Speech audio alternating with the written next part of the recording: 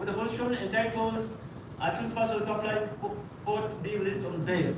It is clear from Article 36A that accused persons, irrespective of the gravity of the offence, are entitled to apply to be released on bail. However, the discretion remains with the court to grant or reject the application for bail. See Uganda versus Kano, retired Dr.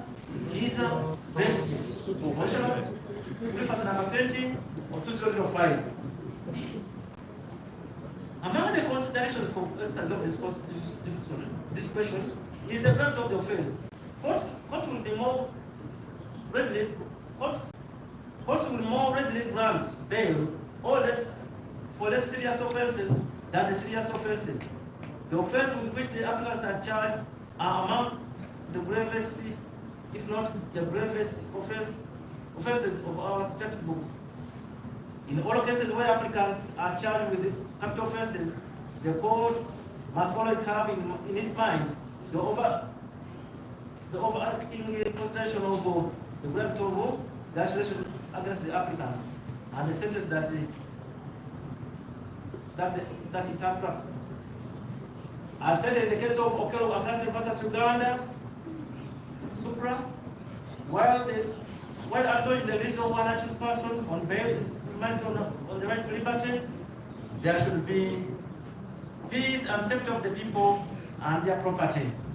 The court of law and all other organs of government have a duty to ensure that national and international security is preserved. Therefore, the fundamental rights of the individual must be balanced with this greater public interest.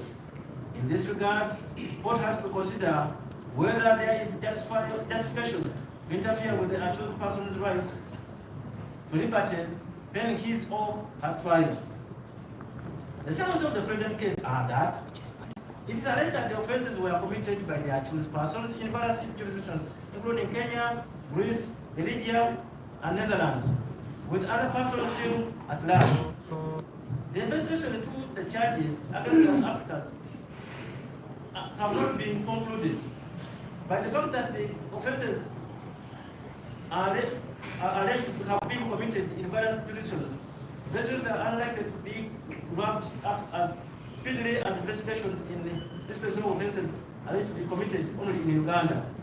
It was argued for the applicants that their continued incarceration, while investigations which do not have a clear timeline of conclusion are ongoing, is prejudicial to them, as it is not clear when the investigation will conclude, to facilitate the committing of the applicants for trial to the High Court. As for the applicants, says that there will be therefore this substantial delay in commencing the trial.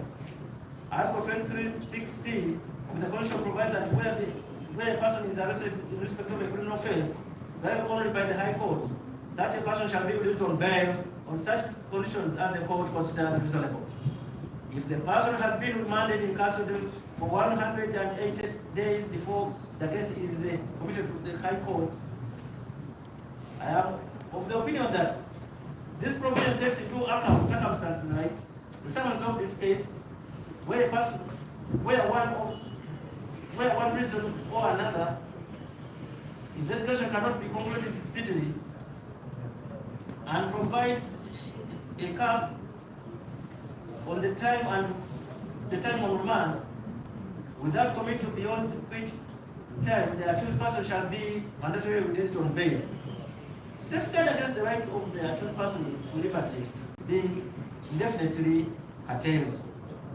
Where the applicants for bail have not yet blocked mandatory bail, bail is a matter of court's discretion, as provided under Article 23(6)(a). In this case, the applicants have, among other factors, proved they have a fixed place of abode, have substantial securities, are of advanced stage, and are of first-time offenders, since they have never been convicted of any criminal offense. It has also not been proved that on a previous occasion, when granted bail, the applicant did not abide by the conditions. While the first applicant has charges pending against him at Uganda Road Court, for which he was released on bail, the second applicant has no charges pending against him. Certainly, in John Hango's Kashaka versus Uganda, Supreme Court, Decision number 18 of 2023, all factors of the bail application, all factors of the bail applicant's strengths, including being a first offender, being advanced age, having a fixed place of abode, received the background and the background when weighed against the seriousness of the offense. In Young Zeng John versus Uganda, Court of Appeal of Uganda, Decision number 99 of 2013, it was stated that the granting of bail by court one before court is essentially an act of the exercise by court of its discretionary powers. The court considers all that is before it regarding the application for bail and reaches a decision based on the rules of reason, justice, and law. Therefore, although I find that the applicants have satisfied all the relevant requirements for grant of bail, such as proving that they have fixed places of abode, have substantial sureties, are first offenders with no criminal record, and are of advanced age, the application for bail is denied for the following reasons. 1. The charges against the applicants are among the gravest, if not the gravest, on our statute books. The offences are alleged to have been committed in various locations in Uganda and in other countries, requiring more time and resources to conclude investigations than is normally the case in offences alleged to have been committed only in Uganda.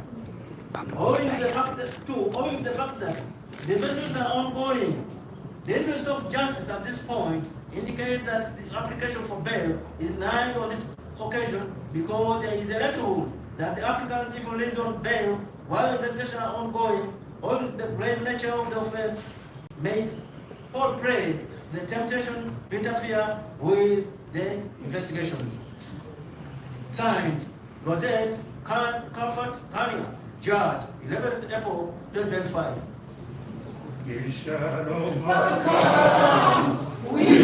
Bamuma musajja.